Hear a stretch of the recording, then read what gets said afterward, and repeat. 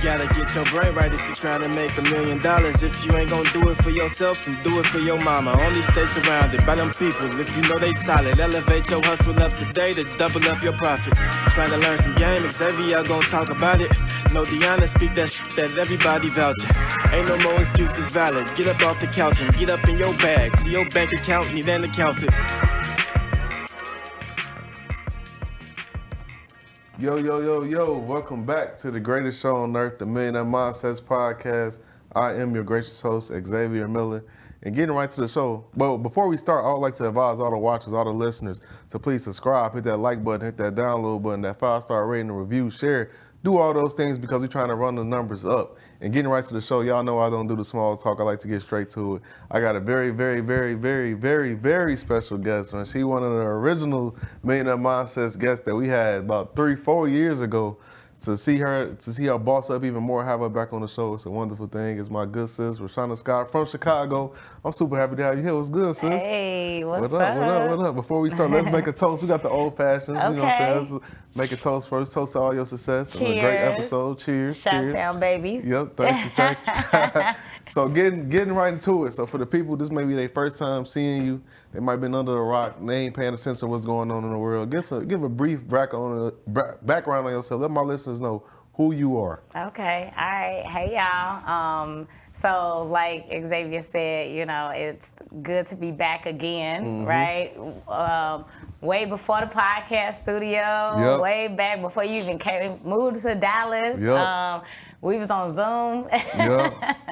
But no, it's good to be here. And definitely kudos to you and everything that you've built and how you've grown and just, you know, to see the brand, how it's taken off. I'm very proud of you. Thank you. But yeah, so hey guys, so I'm Rashauna Scott. I'm born and raised on the south side of Chicago. I am an Illinois licensed real estate broker. I run a team of agents in the Chicagoland area where we service full service residential clients, commercial clients, and with a specialty in investment properties. Everybody on my team, we are all investors as well. That's also why we have a niche for helping investor clients out. I'm also, as I mentioned, an investor, so my investment background ranges from wholesaling, fix and flips, tax lien investing, buy and hold. I also own a community for women real estate investors called Flipping in Heels. Okay. For the past 4 years, I have run a nationwide platform of for women community, a women's community of investors nationwide, virtually, where we've done events online and all around the country. Actually, earlier this year, I launched a 3-city tour in March for Women's History Month called Lady Landlord Tour. And we hit 3 cities. We hit Chicago, Charlotte, and New York. So that was great. So make sure y'all are looking out for that, because I'm sure we'll be running that back, because we had such a success with that. And goodness, let me see what else. You got a lot going on. Yeah, I'm like pretty much all things real estate. So, you know, whether it's on the agent side or on the investing side, I have been a full-time entrepreneur since 2019. So that was a journey, you know, in itself. And I've been in the industry for a little over 10 years with, with a mix of both on the investing side and on the realtor side. That's a lot. So before real estate, what were you doing? Man, I was just grinding and trying to figure it out. Like I actually knew that I wanted to be in real estate when I was probably about 18 or 19. But even before then, there was a career day at my high school. And at the time, like, I knew I was going to be the boss of somebody, something, someday. Like, I was real life baby boss in real life. I can see that. I was, so I'm one of the youngest of 7. I have a little brother. Before the longest, I was the youngest of 6. And so I was always trying to keep up with my older siblings. And my mother, I remember her saying, when I was probably like somewhere between 3 and 5, I vividly remember her saying, telling to my sisters that I came in this world grown. And so I even joke and I say, like, oh yeah, I've been here before, right? just because I was always naturally trying to keep up, you know, with my older siblings. And so even when it came to a career or, you know, just thinking about what I wanted to do in my life, I knew I wanted to be like the manager or supervisor or something. Like I thought that was the highest level of success that I could reach. And then I was, like I said, we had a career day, and I was about 16. I was a sophomore in high school, and I remember there was a gentleman from AT&T, and he came in, and he was a manager at AT&T. So I'm like, oh, he a manager, he making 6 figures, like, you know, he got life figured out, right? And so he was like, he stood up in front of the classroom, and he was like, even though I'm a manager at AT&T, I don't depend for AT&T to provide for me and my family. He was like, I also own 400 vending machines across the city of Chicago. And he explained the process of what it meant to, you know, fill them up, right, every week, and the process and the routes, and them emptying it out, and how much he would make, and then like the staff that he had to have, and things like that. And those are my very first memories of the words entrepreneurship and financial freedom and things like that. You know, it was around the 07, 08, 09, and you know, the housing market was shifting, and I remember him saying that job security is an oxymoron, right? There is no security in having a job. And so then I was like, okay, well, I don't want to, you know, depend on somebody to take care of me and my family for the rest of my life either. So, okay, well, I want to be an entrepreneur, right? And I didn't know what that fully meant. But I knew that I knew, right? And then fast forward a couple of years, I was working at my first job, and I was a cashier.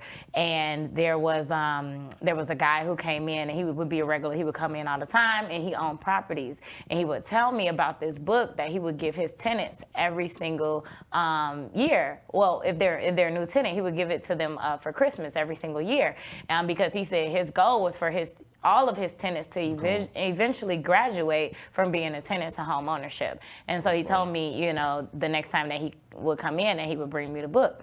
Now, I didn't think anything of it, but then he ended up bringing in Rich Dad Poor Dad. I knew that's what you were going to say. Yep. And so when I was about 17, 18, 19, somewhere in there, that was when I read the book, which we all know is not necessarily a real estate book. It's more of a mindset book, and it introduces you to a lot of those initial principles. And that's exactly what it did. And then I was like, okay, so real estate is going to be my way.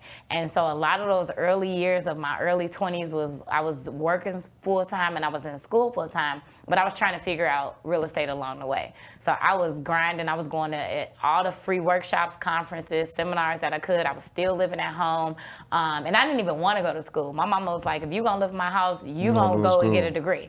And I was like, but I don't need a degree to get into real estate. Like, I was set on like knowing that I was going to do real estate. But she was like, my mother is an educator for as long as I can remember. You know, for as long as I've been alive. She ain't going to play about that. No. She's like, you going to school, right?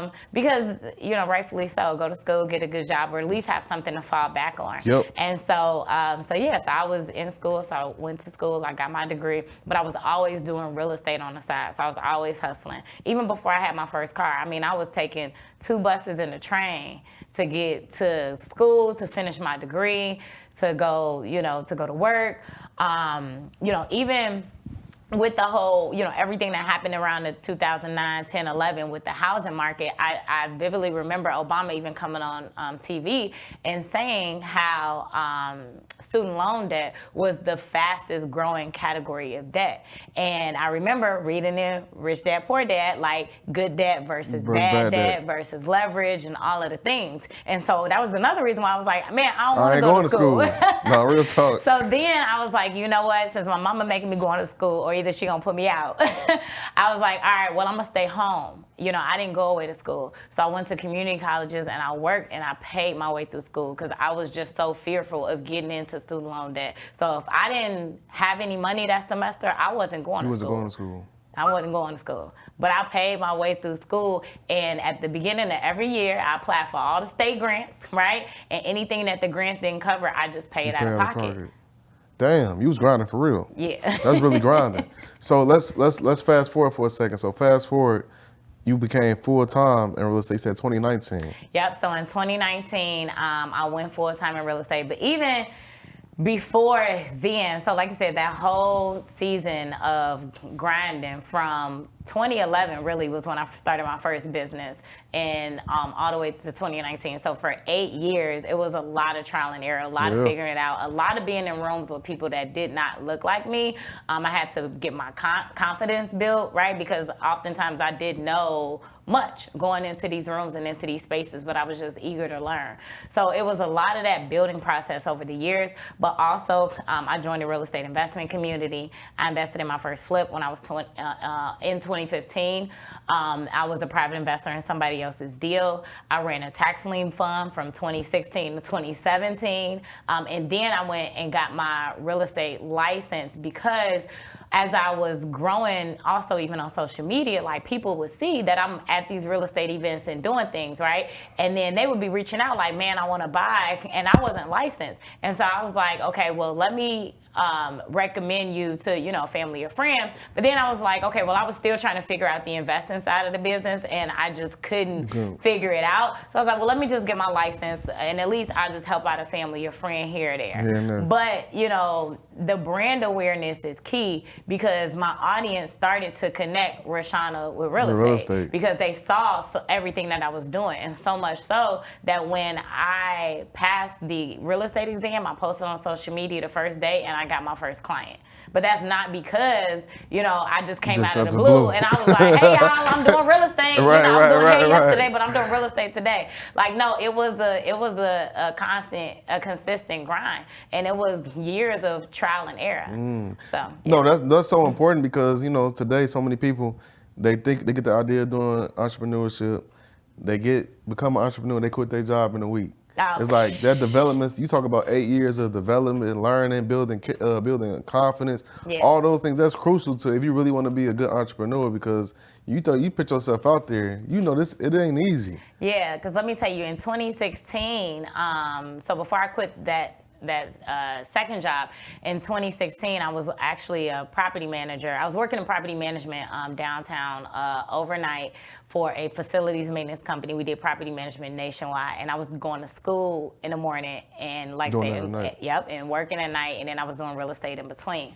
That job, I ended up getting let go from that job, but I had savings. And so when I left from that job, I was like, okay, cool, I'm gonna be good. I had like 18 months of savings saved really up, good. right? Yeah. And so I was like, okay, because at that time, everybody was saying on social media, oh, you just need 6 months of savings. You just need 6 months of savings, right? So I went and did a lot with the tax lien investing in Northwest Indiana. I raised capital, was a general partner over the fund. We purchased 60 liens at the tax lien property, at the tax lien auction. And then I ended up going separate ways with that partner. Now, the lesson in that was when I looked up and I was coming up on my 18 months, right? And I had to go back to work because I was like, okay, everybody say you need 6 months of savings. I was like, I had 18 and I thought I was gonna be good.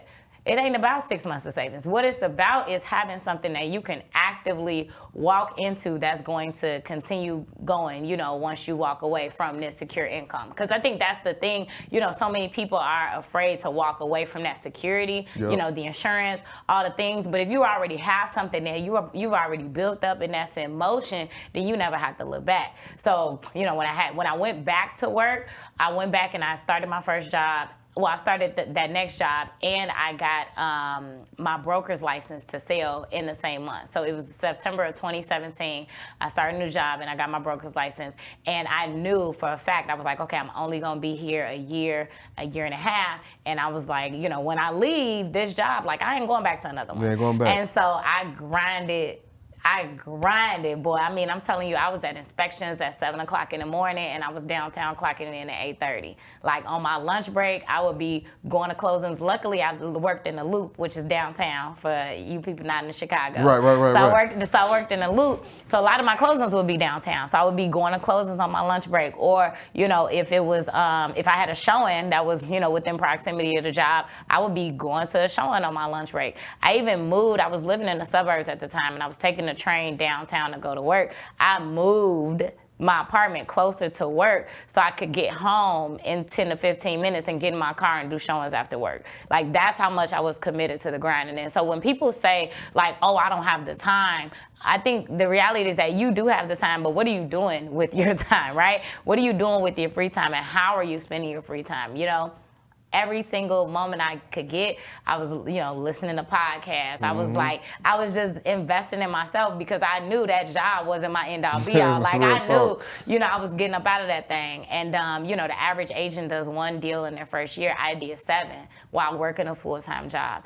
And my clients, when I finally did quit, probably all of them was like, man, I didn't even know you had a job. I was like, that good. You wasn't supposed to know, supposed right? to know. Like, I was, you was at work, I was at work, right? Yeah. When you got ready to go to showings in the evenings or on the weekends, all that mattered is that I was available, right? And my grind was there, to show up and to show up and be there for my clients so that they wouldn't even feel or notice the difference. And your grind's still there. Yeah. Because you've been full-time entrepreneur, 4 years now, right? Mm-hmm. And that's huge because the statistics say, according to Eke.com, they say 75% of small businesses fail within 2 to 5 years, and 96% fail within 10. So to make it and be profitable in making it, people don't understand how amazing that is to do it that long. Man, and it's truly a blessing. Of course, like I gotta thank God for sure for just like the blessings, and like I don't take lightly like the calling that I know that is on my life, but also it's a responsibility. I feel like most leaders didn't ask to be one, right? And then when you realize like, oh, okay, people are inspired by me. People, look at us and they see, themselves, right? And the grind initially started out because I didn't see anybody that looked like me, right? Like I said, oftentimes I was in those rooms feeling very small and very intimidated. And then I was like, I can't be the only one that's feeling like this. I'm like, where is she? Where is the Black female investor that's out here killing it, that's not just, opening doors and showing pretty houses? Like, yeah, that's cool too, but where are the decision makers? Where are the ones that's cutting the check? Where are the project managers, the ones that are investors and the flippers and the landlords and all the things, right? Because that's initially what attracted me to, the real estate world. It was the investing side of the business. I had no intentions on being a top producer. Really? Yeah. That's wild. What do you say, like, because it seems like in 2023, everybody wants to be a realtor now. Everybody got showing off hella houses, but like, hopefully y'all doing sales, man. Wait, they taking in pictures like this? That's exactly what they doing. Arms crossed. They taking their headshots and they ready. In front of a big ass house. You like, damn, everybody a realtor now. So I want to ask you though, what makes, because like you said, the average realtor, I didn't know this, only does 1 deal in their first year. Yeah. So what makes somebody a great realtor where they could come in the game and immediately like go crazy? That's a great question. The number one job of a real estate agent is lead generation, period, point blank. So you have to figure out a way to generate leads. I generate 85% of my leads through social media, right? And I do so because I'm consistently putting out content, speaking to my ideal client, right? And so that's also how I became #the investor's realtor. My love for investing, I was just sharing, like, did y'all know you could take a, traditional IRA or Roth IRA or 401k and roll it over into a self-directed IRA and invest in real estate tax-free or tax-deferred? I'm like, did y'all know this? All of the things that I'm learning, I'm putting out and I'm sharing, and then next thing I know, all of these investors are coming like, yo, I want to work with you, right? So that's one. The next thing is you have to make sure that you are resourceful. So people come to me and they work with me because they know I'm the plug, right? When it comes to Chicago real estate, specifically on the South Side, or specifically investment properties or multifamily, like, we got a saying within my women's community, and it's, I got a guy for that, right? So if you ask me, hey, Rashauna, I need a roofer, I need an electrician, I need a window guy, I need a gate guy, I need a welder, I need a garage person, I need a concrete person, I need a tuck pointing person. We can go down the list, right? I got a guy for that. But I have built up my Rolodex over time, and that's what I tell my agents, like, you have to be resourceful and come from a place of value, right? Like, I have people people who come to me all the time who ask, hey, do you have a lender for this or that, right? Because they're doing very specific creative deals. Even on the attorney side, you'll be surprised at how many attorneys do not know and do not understand creative financing and how valuable it is to have one of those in your back pocket, 1, 2, or 3 of those in your back pocket, right? And so being resourceful is definitely going to make sure that people are coming to you, over and over and over again. Of course, like I said, we're in the age of social media, so you have to show up and show what it is that you're doing. People want to work with who they see working. Facts. So That's you a bar. need to definitely be posting your content, documenting your journey. When I teach social media for real estate professionals, we always talk about like imposter syndrome, right? And people don't want to post on social media because they're like, oh, I don't want to look like this, or I don't want to people to, have this perception that I'm an expert or that I'm a know-it-all or whatever the case, right? Or that I think higher of myself. I think that's that whole imposter syndrome that people have. But at the end of the day, I tell people, document your journey. Like, nobody say you have to be an expert to show that, hey, I'm showing up and I'm showing houses today. That's a part of your journey, right? So documenting that, because people want to see that. So when people see that you're working, people see that you're relatable. Like, I put out a poll one time and I said, what's one thing that you think about when you think about me that's not real estate, that don't have nothing to do with real estate? And probably 90% of people said food, okay? Everybody knows that I'm a foodie. Like, it's no secret. And I've even had clients that said, man, Rashauna, I can't wait to work with you until I close with you, because I know after closing, we gonna go get something to eat, you know? Right. So you attract, when you just show up as your authentic self, but absolutely lead generating, come from a place of value. Make sure that you are consistently giving out gems and information, like I said, and being resourceful. So like, when people come to me and work with me, especially like landlords, I don't have just one resource for them, right? I got resources on them at the front of their transaction, through the middle of the transaction, and at the end of the transaction. Because it's like, hey, at the front of the transaction, what do you need to get done? You need a great insurance guy, you need a great inspector, you need a great attorney, and you need good financing. You need to be able to get to the closing table, right? In the middle of the transaction, you're more than likely going to need contractors. We all know, how interesting that industry can be, right? But having a great team, having great referrals, is going to be top notch, right? And then at the end of that transaction, I'm talking with you about strategy, about like, hey, what do you want to do? Do you want to do short-term rentals? Do you want to do mid-term rentals? Do you want to do Airbnb, Vrbo, Booking.com, Peerspace? Do you want to do traveling nurses, corporate housing, corporate rentals? Or do you want to do, Section 8 or different other subsidy programs, right? Like, I did an event last week and I talked about like the number of different programs outside of just Section 8 that you can, that you can tap into. A lot of people only think that Section 8 is the only way to get, government or subsidy funding for your rentals, and it's not. So I fully believe in being resourceful at every end of the transaction, right? And the other thing too is that, we talk about this in marketing, is really the jab, right hook method, right? Where you give so much free information that when you ask for the sale and when you ask for the business, it's easy, right? Or it's a no-brainer. Or even in turn, like when people come to me, like, and again, I say this humbly, like I'm so grateful that I don't have to do traditional methods of lead generating, right? So before social media, the most common lead generating methods were door knocking, right? Or like cold calling, right? Like there's tons and tons of systems and books that'll tell you this is how you get business, as a realtor. But because I put out so much free information, when people come to me, like I don't have to show up to a listing appointment and interview. Right? When I'm showing up, I already got the job, right? But that's also because I put out so much free information that people see it as them doing themselves a disservice if they don't work with you. Something you said, which is a super bar, I hope people pay attention. You said people want to work with people who they see working. That's cold.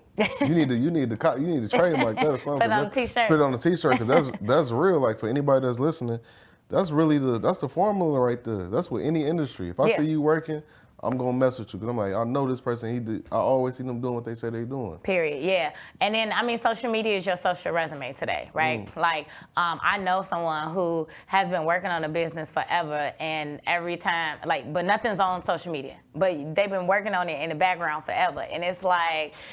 You know, I mean, you know, people don't want to listen. You tell them, you know, what you want to tell them, but I know what has worked for me, right? And I will say, you know, going back to that imposter syndrome, I've dealt with that. Like, because it's even gotten back to me like, oh, she ain't really doing this or she ain't really doing that in my earlier years, right? But the reality was, but no, I wasn't, but I was trying, right? And I was working on it and I was getting there. I never put it out there and said, I'm doing this or I'm doing that. I just showed what I was doing, and how you choose to perceive it is on you, right? Perception is reality, and that's the thing about social media, right? That's why you also got to be careful about what it is that you take in and that what you perceive. But again, the consumer didn't know the difference. They didn't know whether I was an investor, whether I was a broker, whether I was an agent. They didn't know what. They just saw me showing up, going to events, getting the education and learning, and consistently putting myself out there. And because of that, that is what helped me take off. That's hard. So, like, what is your thoughts on, you know, this current market, what's happening in 2023? What's your thoughts on that? Because there's some people that's like, man, fuck it, I ain't buying. And others that's like, should I buy? Like, what do you think? Because I know even in Chicago market crazy right now. Yeah, it's definitely an interesting market. So my answer always has and always will be, don't stop buying real estate. We hear it all the time. First of all, we all know 90% of millionaires, right, have become so through real estate.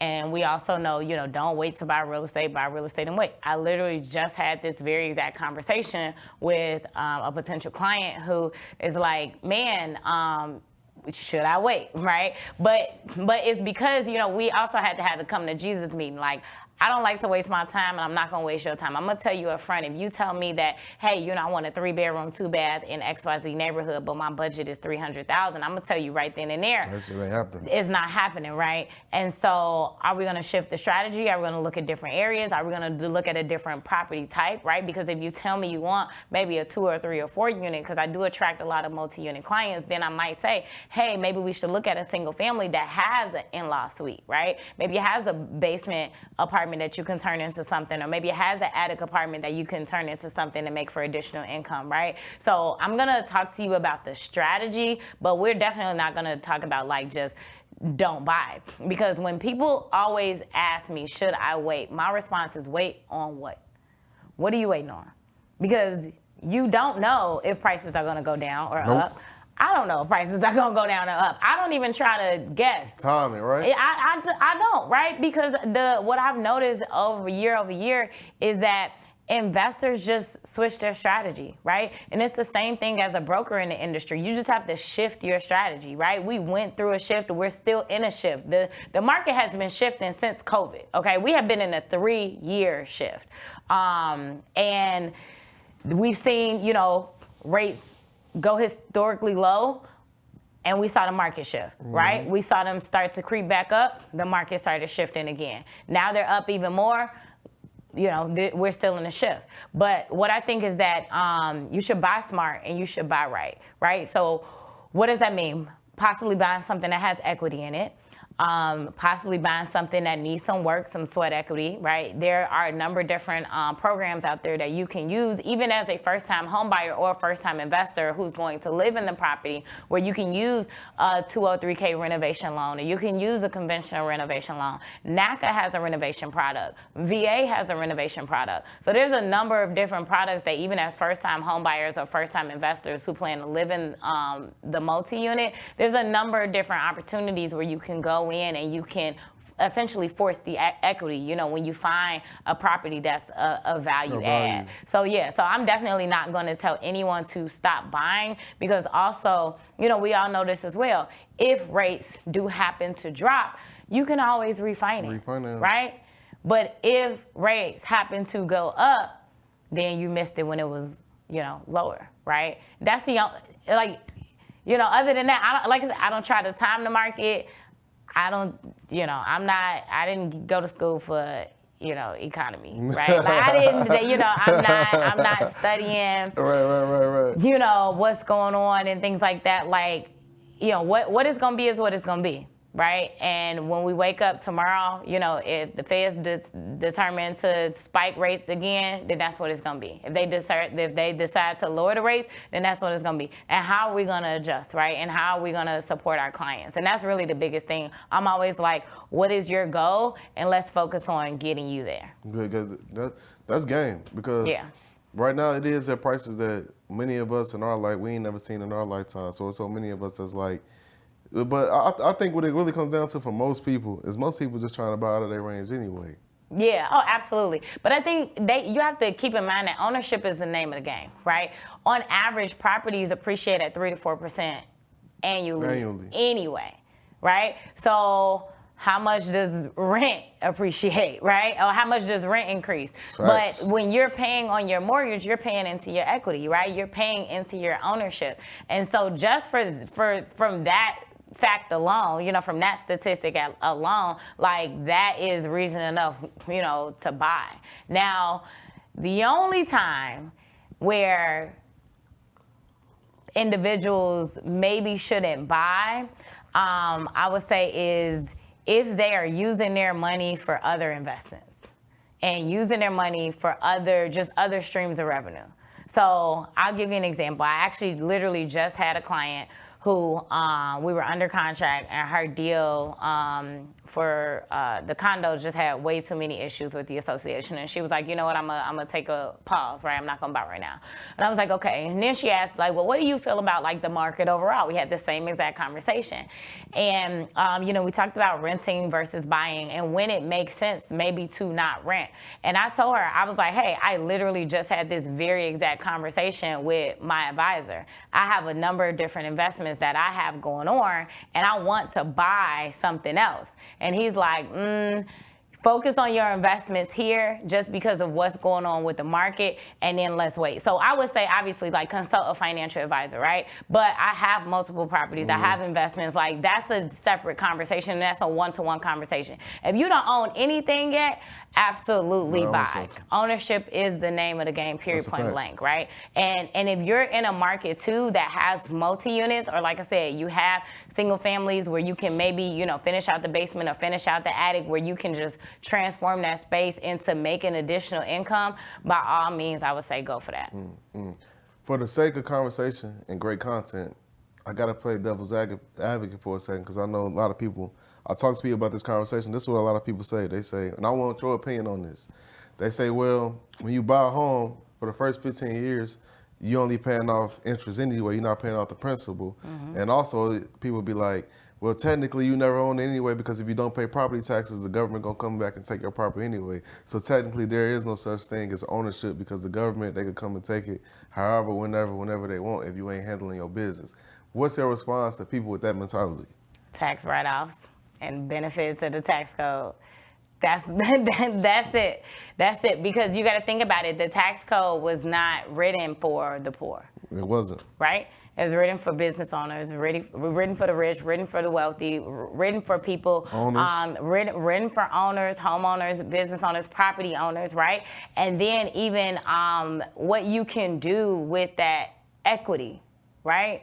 So you talk about like, okay, in 15 years, you're paying into the interest, but you're still paying down on the principal and the interest regardless. Yes, majority is going towards the interest, but you're paying down on the principal and the interest. At the same time, you have appreciation year over year. So I'll give you an example. I had a client who, it was either in the pandemic or right before the pandemic, I want to say. He bought a 2-unit in Chicago, and then not even a year and a half later, we all know prices jumped up because of supply and demand, right? Yep. Interest rates went historically low, and then the demand for housing increased, so then the prices increased. His equity increased for over $100,000. So in about a year and a half, he cashed out. Yeah, I know somebody did exactly. So like, what are we talking about? What are we talking about? With this, oh, you'll never own it, XYZ. Like, it's, the people with that mentality, man, I say they just haven't been in a position of ownership. Damn. So they don't understand the benefits of ownership, right? And I think they just have to, keep listening to folks, people like us who are preaching a good gospel, because obviously we ain't preaching this for our health, right? We're preaching this because we've seen the other side, right? And we were introduced to it and exposed to it, at a young age. Like we're both, barely hitting 30. Yep. But we've been talking about this for years. quite some time for a reason, right? These conversations were not had at our dinner tables, right? When we were growing up over the years. And so we're sharing this information to say like, hey, man, this is the good word and this is the gospel. And like, man, did y'all know about this? Like, I'm trying to take as many people with me as possible, right? Because like historically and generationally, like that wasn't our story, right? And so, so for people that say that, again, I just think investments, period, is the biggest thing, right? Investments, ownership, at the end of the day. And even real estate might not be for everybody, right? Facts. Maybe stocks is, your pathway to ownership, right? Or maybe different businesses is your pathway to ownership. Or maybe you're an angel investor and you do a lot of like venture capitalist investments and things like that.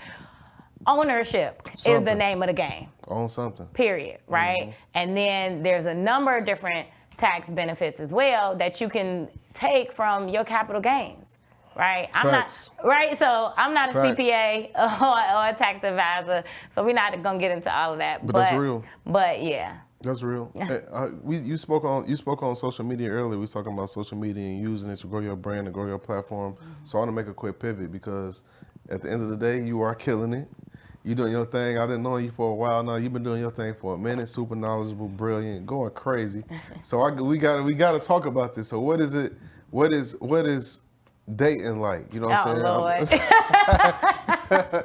What's in 2023? What? You know. Everybody be kind of, because people gonna see this, they're gonna be curious. They're gonna be like, damn, she got it going on. Like, what's up? What's up with it? Is she available? Like, what's happening? So let's talk about that for a second.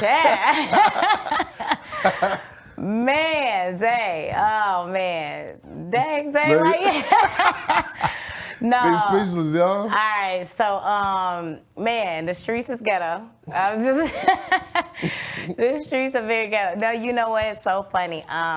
It's interesting that you asked that because I actually don't think. I mean, there's a number of different, of course, podcasts that are out there or whatever that talk about dating and things like that. And I rarely even subscribe to any of that stuff. Facts. Any of it. I'm more so attracted to like the Christian podcast or like the pastors who are talking about the good side of marriage and a good side of dating and a good side of like fruitful love and I truly believe in black love, partnership, all the things, right? Yeah.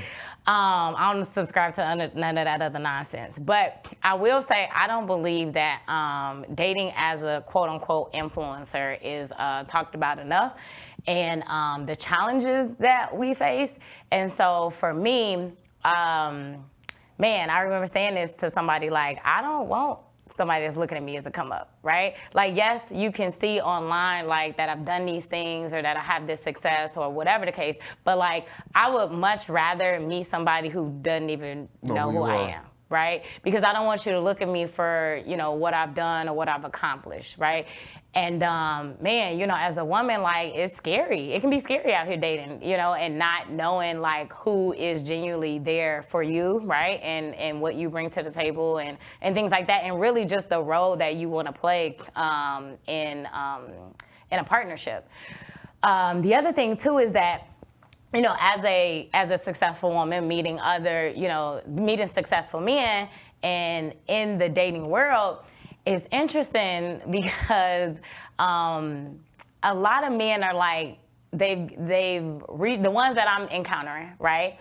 They're a good caliber of men, right? I don't attract nobody who ain't, right? You attract what you are, right? Yep. So we ain't talking about that category of people, but we're talking about a great quality, caliber, educated, couple businesses, couple investments, professionals, all the good things, right?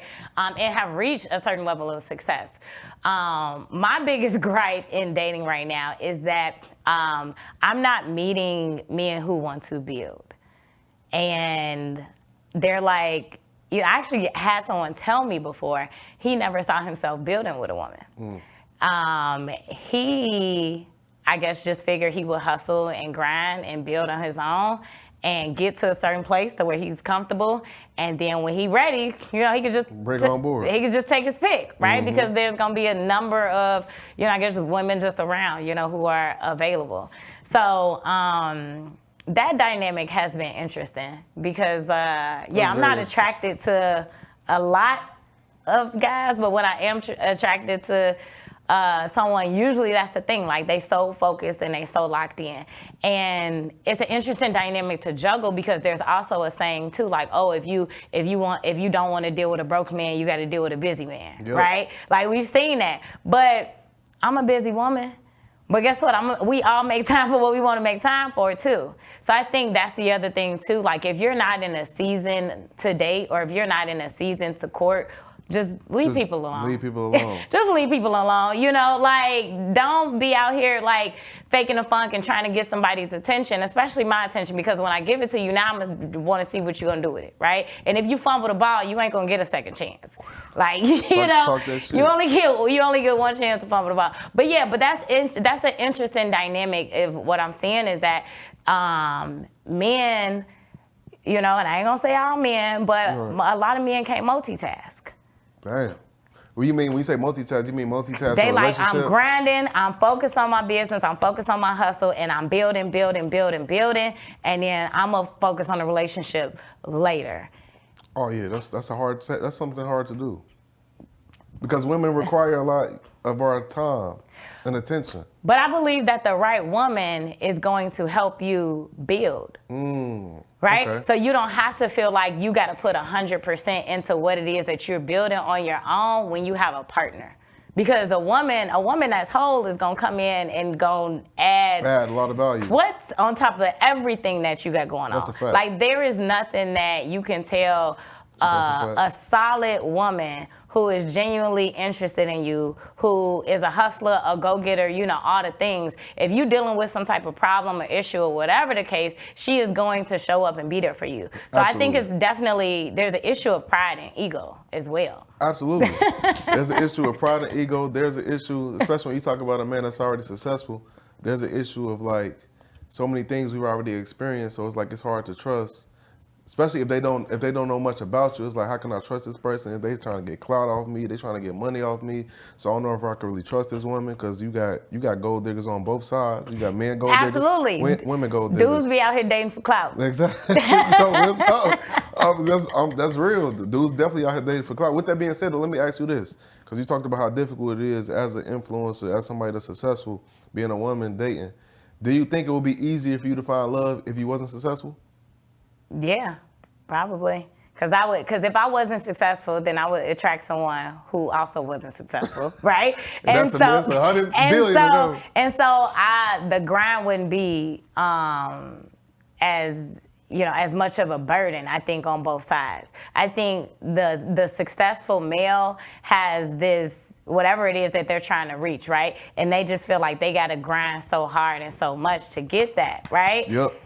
But when you somebody who ain't got a lot going on for yourself and you just, wake up and you taking whatever the world is going to give you, you ain't got no cares in the world or whatever, and you really lackadaisical about life and you going on about, maybe you going to work, you doing this, you doing whatever, right? Like you're not, you don't have that hunger and that desire inside of you for more, then yeah, you got all the free time in the world. But again, I want to go back to, not missing the fact of, like, when you have, like I said, a good, solid woman of value, right? A woman of quality who is saying, like, hey, I see what you got going on, I support you and I want to be there for you and I want to help you, right? A lot of women can come in and add structure to a lot of businesses, yeah, because right? we need it.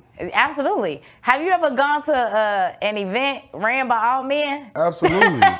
There's no, man, look, The best event I ever been to, it was structured and organized by women. Because women, let's just keep it real, women are way more organized than us. Yeah. We not, when it comes to that, most dudes, we just not that organized. So if you got a woman around you, a team of women or a relationship with a woman that is organized, it's gonna make your life a lot, it's gonna make everything smoother. Yeah, so there's power in partnerships. There's power in two. There's power in union, two becoming one, all the things. But that even goes back to the whole stigma of dating. Like, I think dating is such a trash thing right now. And it's interesting because the thing is that, like, there's no rules in dating, right? Everybody just go with the flow. Everybody just go with the vibes. Or like, it's like, okay, well, we'll just see what happens instead of being intentional, right? And going into pursuing someone and saying like, hey, you know what?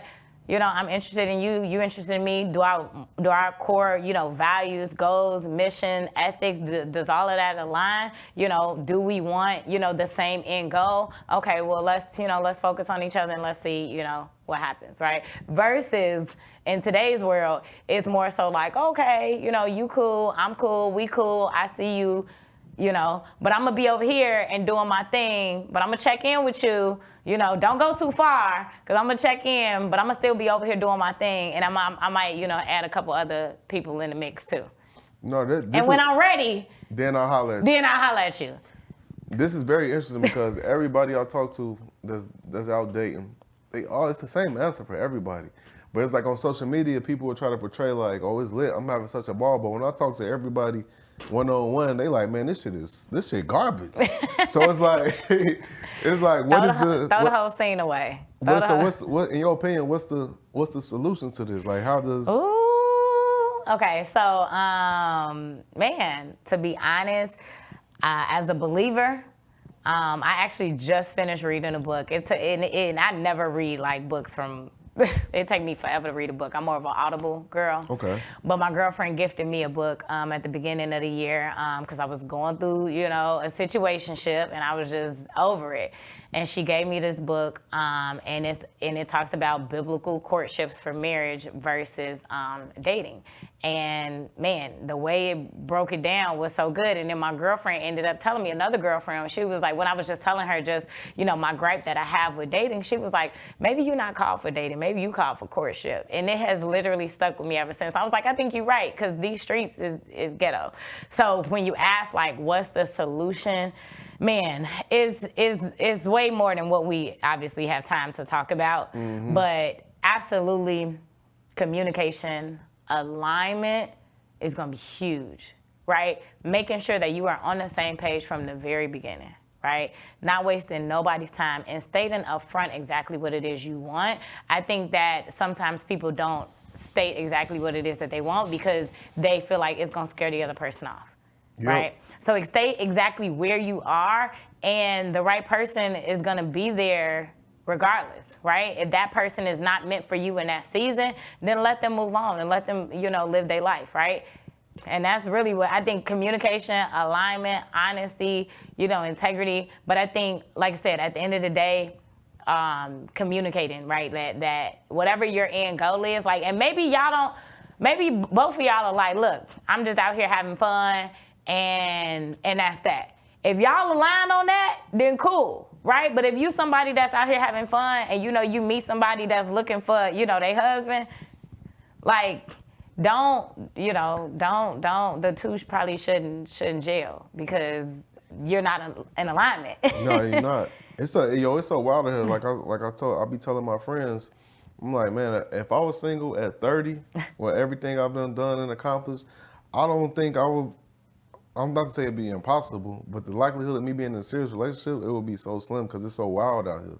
Just the stuff I be seeing, the mindset that people have regarding relationships. It's like, I know you seen that list they have for first dates, right? And I'm like, yo, people really think like this? Like, this is crazy. Right. Now, a lot of them places was like, okay, that makes sense. But I seen stuff like sporting events. Right. Like, shit like, you can't take somebody to the game on the first date. This is really how y'all feel? Like, it's crazy out here. Yeah, it is crazy, and it's unfortunate. What's after millennials? Z?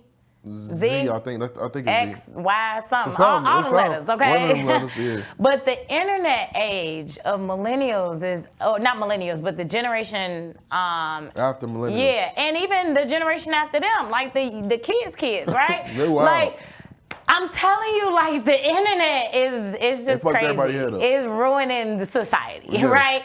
And so, that's why a lot of people are saying, like, man, end times are near, because if you get in that word, when Facts. you see, like, all of the things that are happening, that are going on, like, it's an interesting time. And again, I for me, as a believer, I want to go back to the basics. Like, for me, it's important that I have a solid foundation with someone. I actually ended a relationship because we didn't have the same spiritual beliefs, because that is very important to me. And I mean, the foundation is the solid ground on which we gonna build on, right? And if you don't have a solid foundation in a alignment to begin with, then what are we doing, Ain't nobody getting no younger. I'm not wasting my time. Let's be very clear. I'm not wasting my time, and I don't want to waste your time. Oh, and that's the other thing, too. Before we get off this topic, because, I don't know what it is, but there's this whole match energy thing. Yep. What is this? There's this whole match energy thing where it's like, oh, so, if he start acting a certain way, or if she start acting a certain way, you just match energy. Why? I don't get that. Why? And what's crazy, like, people legit say that and believe it. And they really believe that, like, oh, I'ma just match energy. Why would I lower my vibration to meet you on a level in which you may be at if that's not where I'm at, right? Like, I'm not a gray person. I'm black and white, yes or no, Facts. Up or down, left and right, right? Just be very straightforward. Like, I don't think the whole matching energy thing is helping our society either. And hold your friends accountable. Hold your friends accountable. So, if people say that they want better for themselves, or people say they want to be married, or people say they want this or want that, or whatever the case, and you see them doing anything opposite, then call them out on it. For sure. Right? Call them out on it. Right? We're not going to even talk about, like, people who are married who are out here just wilding out, right? Hold them accountable too. But I think just across the board, like, just showing up to be a better person in this world, right? Like, so again, we can go on and on and on and on. I know this is not a dating episode, so let's not. No, I feel you. Let's not go there. But yeah, it's definitely interesting dating as a quote unquote influencer. But also, I know that, my Boaz is coming. So, like, I'm good. Like, I'm going to keep hustling. I'm going to keep grinding, because I know what I'm working on and I know what I'm building too. And so, I'm going to just keep focusing on that until, Mr. Right comes along. 100%. And two things, just because I know the dating life, everybody I talk to, they all say the same thing. They like, it's trash. But and I know you kind of feel similar, but speaking life into you for a second, you definitely, knowing you over the years, you definitely a wife. So it's going to happen for you. And I ain't just saying that to gas you up, but I'm just saying that because I personally know you. So I know firsthand that it's definitely going to happen. It's only a matter of time. You're going to meet somebody that's going to be right for you. And it's a no-brainer. It's going to happen. It's just only time. And the second thing is, I think the stuff that I see on social media and the conversations and all that, me personally, not to get in the conspiracy theory bag, but as a thinker, I think it's intentional, because it's just funny to me how they, like, the prices of everything, the cost of living, go through the damn roof, while they convincing males that they don't need women and convincing women that they don't need men. Come on. That's just a hella of a coincidence to me, and I don't think that's by accident. So as a thinker, I'm like, man, y'all people need to, for a second, just think. Divide and we fall. It's divide and conquer. Yeah. Separate homes, that's more money for the people that control everything. Because it's not just households, it's just a bunch of damn individuals. But I ain't even gonna go too deep in that. But that's just how I see it, me Come personally. on, black wealth. That's that black love, black wealth talk right there. No, real talk, real talk. That's how I see it. But before we wrap up, I want you to give some people some inspiration, some motivation, because there's a lot of people that's listening to the show that's super young, they early 20s, mid 20s, right? And they hear your story, they like, damn, I'm at this bullshit job that I'm making $13 an hour. No disrespect to somebody that's making that. That's not what I'm doing. But they like, I want to get out this job and do my own thing and have that faith and belief in myself. But I'm just kind of like, I don't know. I don't really trust I'm scared. What do you say to those people that's feeling like that? Yeah, I think the first thing that you have to do is you have to believe in yourself, right? You have to figure out what it is that you want to do and believe that you can do it, right? And believe that you can accomplish it. When I walked away from my job, the last job that I walked away from, I knew, I went into it knowing that, like, I'm only here, to pay my bills and to build my business. When I left that job, when I quit, the very next day, I had a business meeting. I walked into already things that I had set up and planned for my business. And then I was traveling for literally the rest of that year. For like 6 months, I was speaking in like 3 different cities every single month. And I couldn't do that had I had been on a job, right? So that was the other thing. I knew where I was headed. And I knew I needed the freedom to get there. But also, like I said, you just have to lock in. You got to focus. You have to think about what it is that you want to do and think about multiple streams of income. So I went into this year literally with my motto of how can I work less and make more? That was my 2023 motto. Wow. How can I work less and make more? And I have literally been putting in place systems, processes, procedures. I've been putting in place all of the things to implement me building out what we call a life by design, right? Where it's like, hey, like I've been joking with my team because it's cold in Chicago. So I'm like, all right, it's back to work. Like, it's cold. I ain't trying to be outside. But I'm like, I've been outside the last 4 months. And I've been traveling all over the place, speaking and really just enjoying my life, right? Summertime shy is a whole vibe. Okay? Super vibe. If you ain't experienced summertime shy, ain't no place like it. Ain't no place. But I'm like, I've been outside for the past 4 months. And then I had an aha moment where I realized, like, and I was like, you know what? And I don't regret it either. Like, yeah, sales may have dipped a little bit, but business still got taken care of. My team still stepped up and did, what they needed to do. And I had an epiphany, like, the majority of people, their fiscal year is January to December. Maybe mine is October to May. Because I know as soon as the sun come out, like, I'm going to be outside. Unapologetically. I'm going to be outside. I'm going to just be outside. But I can grind for 8 to 9 months, right? And I can build a business to what works for me. And I think that's the thing that you guys have to think about too. Build what works for you. And like I said, I was going to inspections at 7 o'clock in the morning in downtown, clocking in by 8:30, And I would be literally, I got 1 hour break and 2 15-minute breaks. You best believe on that 15 minutes, I was in the hallway negotiating contracts, going over inspection reports. Like, every single minute that I had, I was investing in my business because I knew that I was called to more than just a cubicle, right? Like, I was literally at my desk manifesting getting up out of that job. Logging into my computer every day was full-time real estate investor 2019. It was abbreviated, right? FTRE, investor 2019. But I had been typing that since 2017. That was my password to log into my computer. I was manifesting, like, me getting up out of that job because I knew, I knew what I wanted to do. I knew I wanted to go into entrepreneurship. I knew I wanted to be my own boss and things like that. And then just over the time, your business will evolve, your goals will evolve, your dreams will evolve, right? And I just encourage everyone to evolve with them, but you got to put in that work, right? You got to hustle. And like I'm under contract right now on a building that I got to go in and I got to get all of the tenants out. And I got to do a full gut rehab, and it's a huge undertaking. But I'm gonna create $200,000 to $300,000 in equity on the back end of this deal. That's big. But at the beginning of the deal, it's a lot of work. Yep. And I'm literally going back and forth like, man, this is a lot of work. Like, do I really want to take this on? And I thank God for my tribe who reminded me, like, yeah, it's a lot of work, but that's what sets apart the good from the great, right? You showing up and doing what is going to be hard work, because not everybody is going to do it. And guess what? You don't have to be the most equipped. You don't have to be the most educated. You don't have to be the most qualified, right? You just have to have a goal and the hustle and the grit to stick in there and to make it happen. And when I tell you, I prayed and fasted over that deal, like, God, okay, like, if this is what you wanted to do, let it be easy. And it's been easy ever since.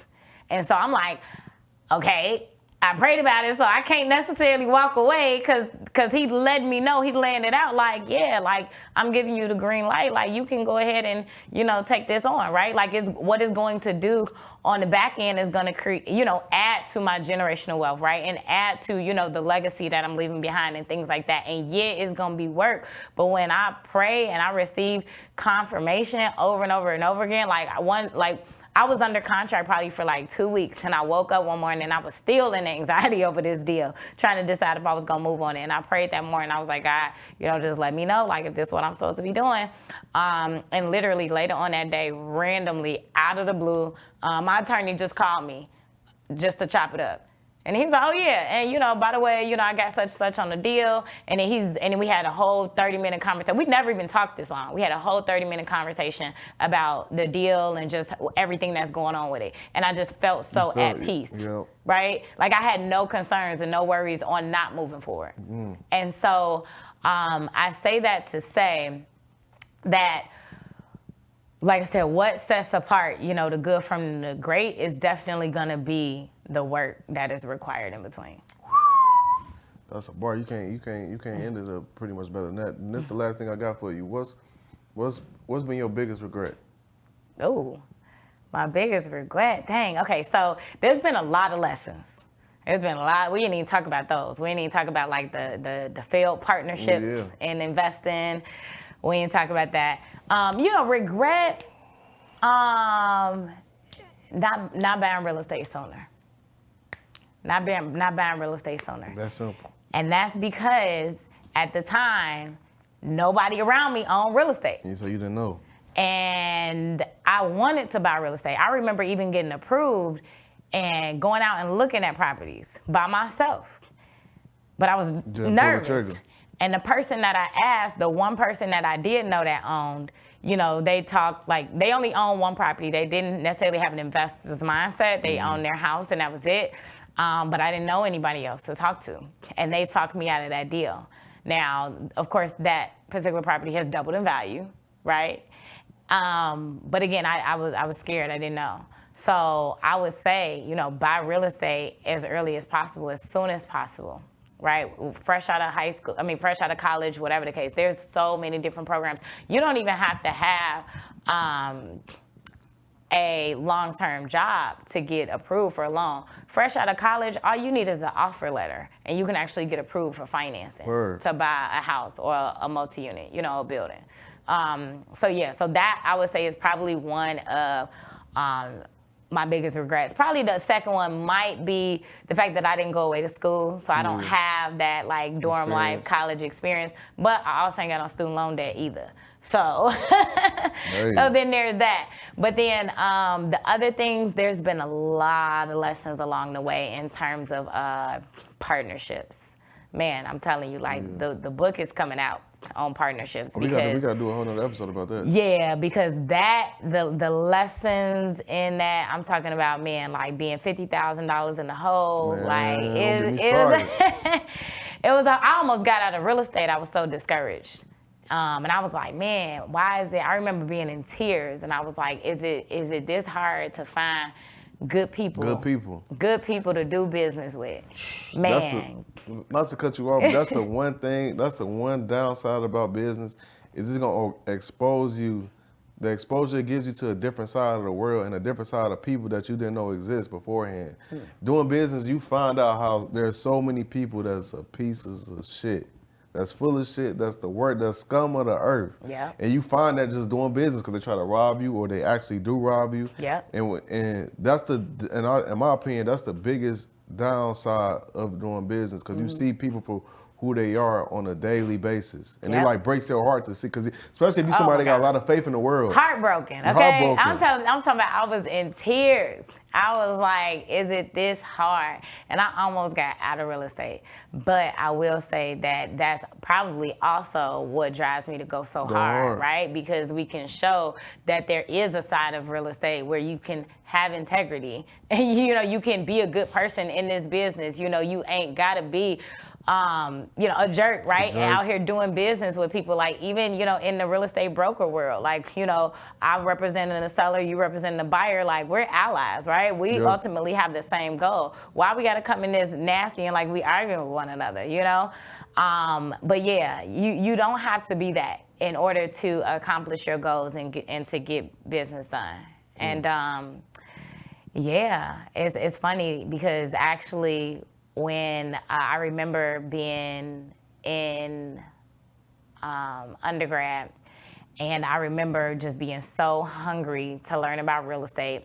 And it was the very last day of one of my classes at community college. And we were taking a final that day. It was the very last day of school. And before class, a lot of us were standing around in the lobby.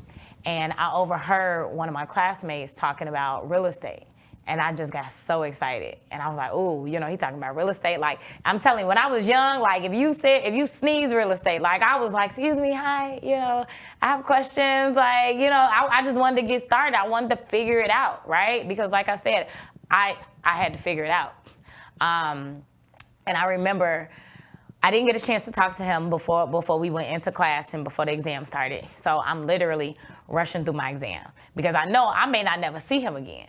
So I'm rushing through my exam. I'm looking over, seeing like, dang, I think he almost done. So I'm rushing through the exam, and I literally, you know, I hurry up and get finished. I see him getting up. I hurry up and get finished. I don't even know if I passed or not. I don't care, but I'm sure I did. Ended up, you know, I didn't care at the time. But I ran out and caught him in the hallway, and I was like, excuse me, I overheard you, you know, talking about real estate before the class. I just want to know, you know, how did you get started, you know? And he was like, get a good job and work hard. And he walked away. I didn't rush through my test for this. Exactly. And so I've never shared that on an interview, but yeah, I think that probably too helped me be like, man, you know, I'm never gonna be like that. Yeah, I'm never gonna be like that. Like when I figure it out, like I'm gonna reach back and I'm gonna help other people, because there's a good number of us who, again, we're just learning words like financial freedom and entrepreneurship and things like that for the first time now, you know, in 2023. Mm-hmm. And how are we, you know, having this conversation? Like I remember seeing something on a building monitor one time in a lobby, and it was around the holiday season, and it said these are the top 5 things to avoid conversation around the holidays with your family. And number 1 was death, and number 2 was finances. Yep. And I was like, how is finances close to death? Right? How is it second to death in worst conversations or categories that we should be talking about? Why isn't it more open at the dinner table, right? Why aren't we talking about like, hey, oh, okay, you got a 500 credit score. Well, let me help you get to a 6. Let me help you get to a 7, right? Or instead of like the shaming and the bashing, or like, oh, okay, you make, you know, $40,000 a year. Let's talk about, you know, what programs you can go do or, you know, attend or go back to school or whatever to get you to that, you know, $80,000, $90,000, $100,000 a year. Like, why is finances up there, you know, next to death in terms of things that we should not talk about with our family? And I remember those things just sticking with me and just being like, nah, like I'm gonna be the one that's gonna talk about this with my family, talk about it with my friends, be a safe space. Yeah. And so, you know, I think that is how we begin to shift the narrative. That's big. No, it's so many things that we didn't even get the chance to talk about. And I'm like, man, we got to do another episode so we can talk about all that. But before we wrap this one up, I just want to say, sis, you already know how much I appreciate you flying out here to get this done with me. We've been talking about this for, I don't know how long we've been talking about it. We've been talking about this for a minute now. So to finally get it done, I can't wait to see the reaction when we put it out. And secondly, before we wrap up, Plug in all your stuff where people can find you. If they want to become a client of yours, follow you. Yep. Everything you got going on, plug it. Yes. So at Rashauna Scott everywhere, on all social media platforms, at Flipping the Hills for my women's real estate community. You can get in contact with me or my team by clicking the link in my bio. All things Chicago real estate, all things women real estate investing. Hey, y'all make sure y'all follow Rashauna. Y'all see all the value she just brought to the show. And she really doing it. She going crazy. She's only going to grow even more, so make sure y'all tap in with her. And y'all can find me on all platforms. I'm at the official Xavier Miller on Instagram. I'm at Millionaire Mindsets. That's on every single platform there is. You can follow us, tap in with the show.